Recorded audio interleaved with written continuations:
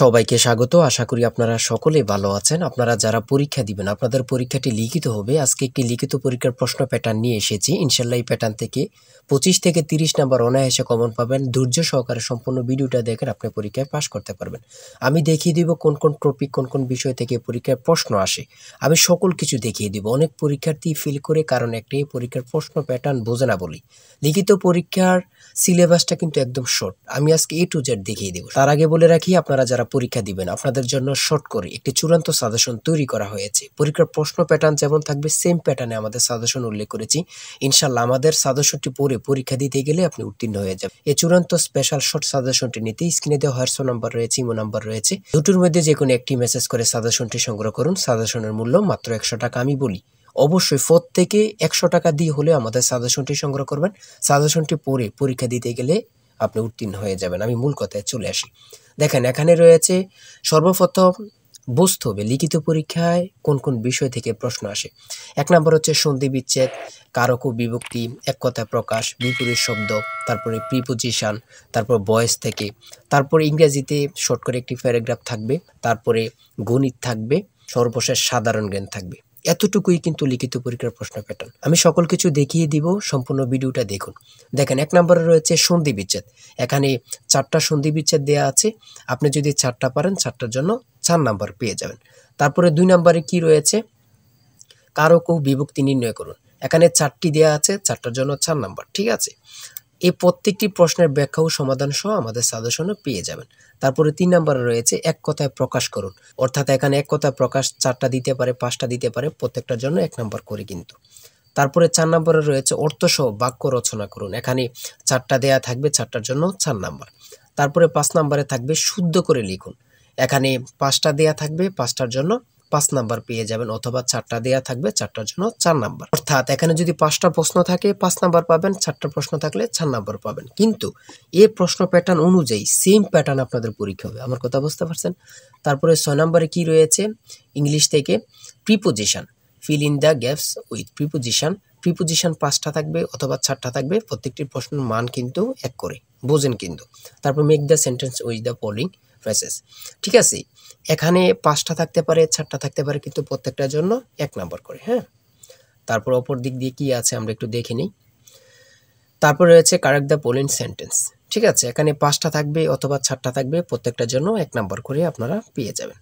তারপরে ভয়েস থেকে থাকবে 4টা থাকবে, 4টার জন্য 4 নাম্বার। তাই বলি অবশ্যই আমাদের চ্যানেলটি সাবস্ক্রাইব ও পেজটি ফলো দিয়ে রাখবেন। কেন? পরীক্ষার নোটিশ, পরীক্ষার রেজাল্ট, পরীক্ষার প্রশ্ন সমাধান, যাবতীয় সকল তথ্য সবার আগে আমরা ভিডিও আপলোড দিয়ে রাখি। আপনি যদি চ্যানেলটি সাবস্ক্রাইব, পেজটি ফলো দিয়ে রাখেন, সবার আগে চলে যাবে আপনার কাছে নোটিফিকেশন।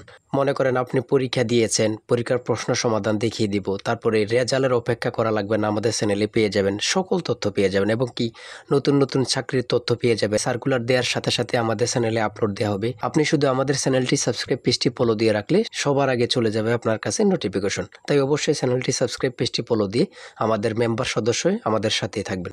তারপরে থাকবে make sentence with the following pairs of word. এখানে 3টা থাকতে পারে, 4টা থাকতে পারে, 5টা থাকতে পারে, প্রত্যেকটি প্রশ্নের জন্য কিন্তু 1 নাম্বার। এটা বুঝতে হবে। আমি কোন কোন বিষয় নিয়ে আলোচনা করতেছি, এই বিষয়ের উপরে কিন্তু পরীক্ষা থাকবে, বোঝেন কিন্তু আগে। তারপরে গণিত রয়েছে, 11 নম্বর রয়েছে একটি বইয়ের মূল্য 24 টাকা। এই মূল্যে বই তৈরির ব্যয় 80%, বাকি মূল্যে সরকার ভর্তুকি দিয়ে থাকেন। ভর্তুকি কত? খুবই গুরুত্বপূর্ণ একটি প্রশ্ন। দেখেন, এই প্রশ্নটির সমাধান কিন্তু দেওয়া আছে আমাদের সাজেশনে সেম ভাবে। প্রত্যেকটি প্রশ্নের ব্যাখ্যা ও সমাধান সহ পেয়ে যাবেন। ঠিক আছে, অঙ্কটি দেখে নেন। এই অঙ্কটি যদি পারেন তাহলে আপনাকে 5 নাম্বার দেওয়া হবে। তারপরে 12 নাম্বার রয়েছে মাতা ও 3 পুত্রের বয়সের গড় অপেক্ষায় পিতা ও 3 পুত্রের বয়সের গড় 2.5 বছর বেশি। পিতার বয়স 50 হলে মাতার বয়স কত? খুবই গুরুত্বপূর্ণ একটি প্রশ্ন। এই প্রশ্নটির সমাধান দেওয়া আছে, আপনারা এটি দেখে নিন।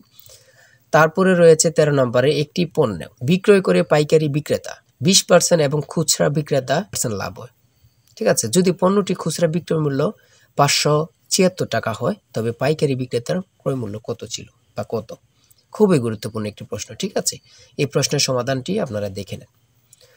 তারপরে